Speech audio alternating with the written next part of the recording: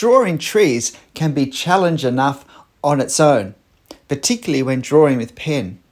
But even more so when we have several trees in the one scene that are different species. How to capture not just an effect of foliage and of branches, but of different varieties of trees that in our drawing look as different as they do in life. So let me talk you through how I do it, what I look for and what I draw in this demonstration that has 4 or 5 different types of tree species, very different types. But I did find them all growing together in the one spot. This is not a photoshopped photo. I'm drawing this large tree in the centre, which is a turpentine, a very common Australian tree where I live. If you look closely at the photo, at the tree, particularly at the top and at the edge, you can see that the leaves are really quite stiff and upright. They point out in a very straight, stiff manner from the branches, and often there's 2 together that point out in a V shape. Now, it's this visual distinctiveness that I'm trying to capture with my marks. As I often say with trees, the silhouette edge is particularly important because that's where we go to read, if you like, the words that our marks are making as to what kind of tree we're looking at. But it's not just the way the leaves stand on the branches, on the twigs, but it's how thick they are. And it's also how they clump together, whether there are lots of leaves that in the end exclude all daylight when we look through them, or whether they're quite sparse and create a less dense effect. This tree probably sits in the middle, slightly more on the dense side. We do have very dense clumpings of leaves in the canopy, but they don't cover the whole size of the tree. We can still see through them. We can see quite large areas of trunk and branch and sky as well.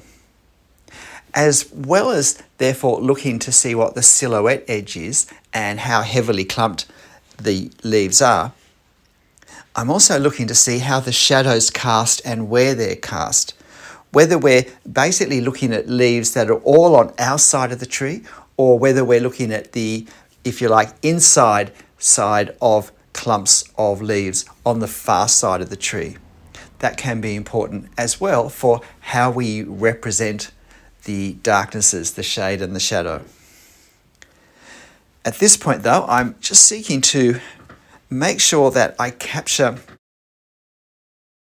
the shapings of the tree, because all of the way all of these objects, forms, edges, lines, surfaces go together in the end form the feel of the tree, the effect of the tree. You'll notice although I started at the top, I didn't work all the way down.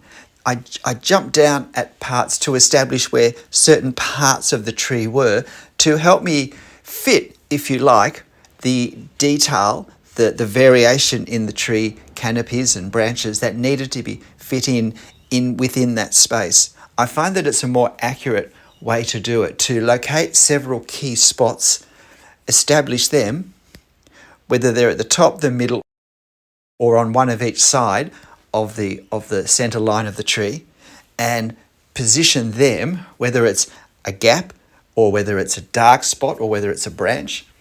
And then I can work the, if you like, the less structured parts of the tree, the clumpings of leaves around that as best I can. I find that way I'm much more likely to end up with a tree whose overall appearance is very similar to that of the reference. Now I'm going to these casuarinas, or she oaks as we call them in Australia. These can be, and this one is particularly, very wispy. Now these trees don't have leaves, they have needles, and the needles on this type go upwards from whatever branch they're affixed on. I don't think it's so much that they're not particularly hard and thick or strong, but I think it's the way they're anchored. It just holds them very vertically, very parallel or close to parallel to the branch that they're on. But they are also very fine, and this does create a very delicate and very distinct pattern, extremely different from the turpentine tree that I've just drawn. So this one's a little bit time consuming to draw. There is sometimes no quick way around trees if we want to capture the effect.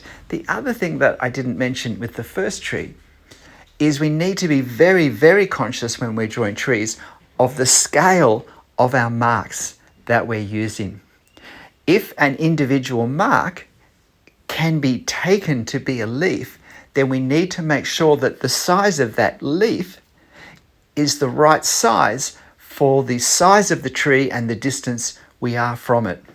If we make marks that the person looking at the drawing will think are leaves that aren't really leaves because the real leaves are much smaller, then in effect we've created a tree that looks a lot smaller than it really is. It's a very common issue with drawings of trees. We can't rob the tree, if it's a large, tall tree, of its grandeur, of its size, by using marks that can be mistaken for leaves when they're not. Now we have the top of another tree, another casuarina, that's in front of a wattle bush behind, or I say wattle bush, but this one is a small tree that sits behind it. Now these leaves are very, very different again. I'm really just establishing the silhouette of the wattle bush, which is a lighter grey colour than the turpentine behind. And so I'm wanting to create a negative space silhouette by using what's behind to show the very distinctive leaf patterns of this tree. Now, there are as many wattles as I've had hot breakfast, but this one has a very distinctive pattern, but I'll show you when I actually draw some of the leaves now. So as you can see, the effect of the leaves when we look at them in silhouette form is that they're really quite curved, almost like a small spiky boomerang shape, and they come off the branches on each side and create a very distinctive spiky effect compared to the other ones that we've seen. Now this one is probably the most time consuming of all to draw, so I'm glad it's not the largest tree we have.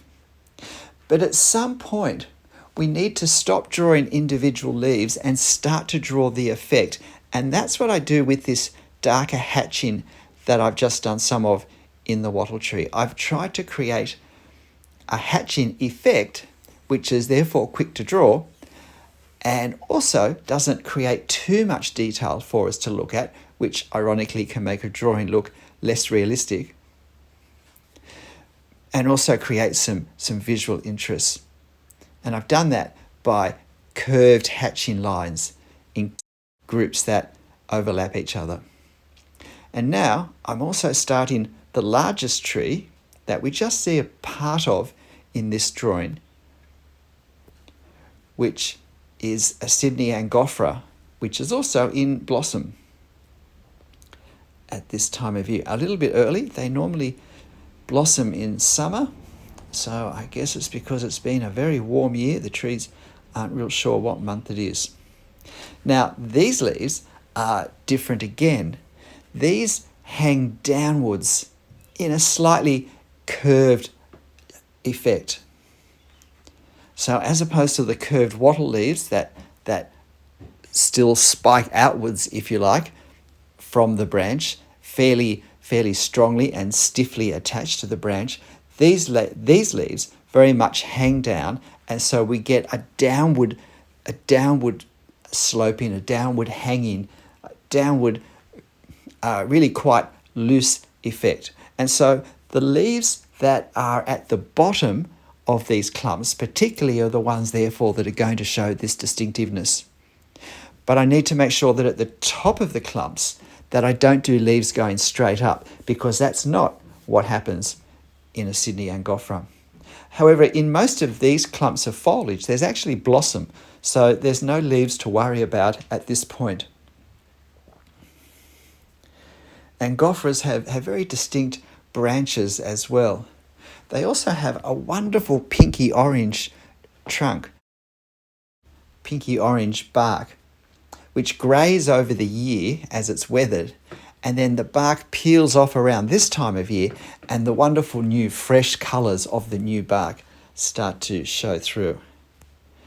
It's always visually a very exciting part of the year for me. We have many of these large trees around us and I always enjoy looking at them, but their branches get all the twists and turns because they often break and fall off, so they're not great trees to have too close to your house, but they're lovely to see.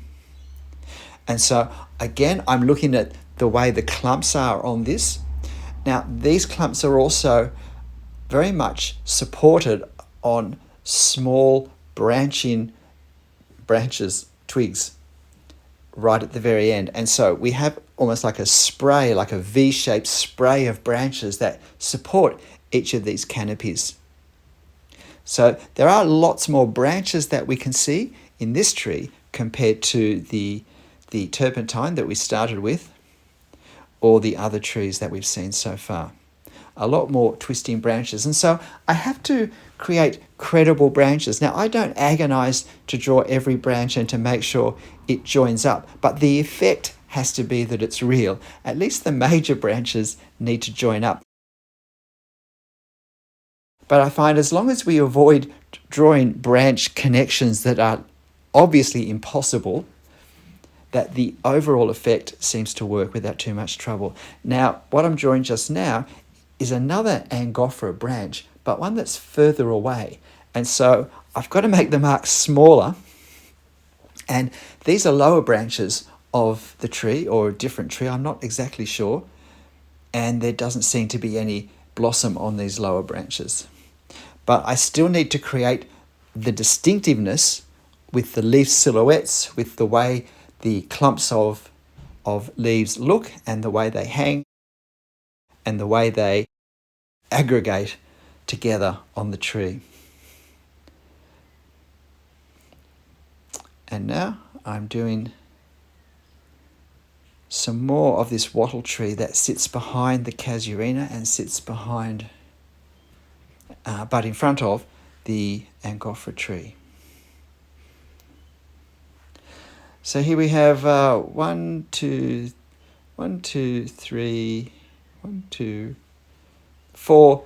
So here we have 4 very distinctive types of trees that are all in the same shot, that are all close together, that challenge us to create great distinctiveness in the way we draw them. I'm also trying to capture the local colour effect as well in my marks.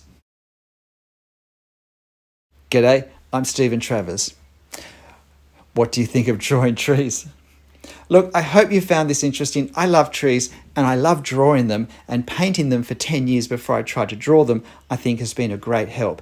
But careful observation and also making the commitment for the time, work and effort that they can be, not always, but they can be, to draw them well, I think is a very important part of a successful drawing of them.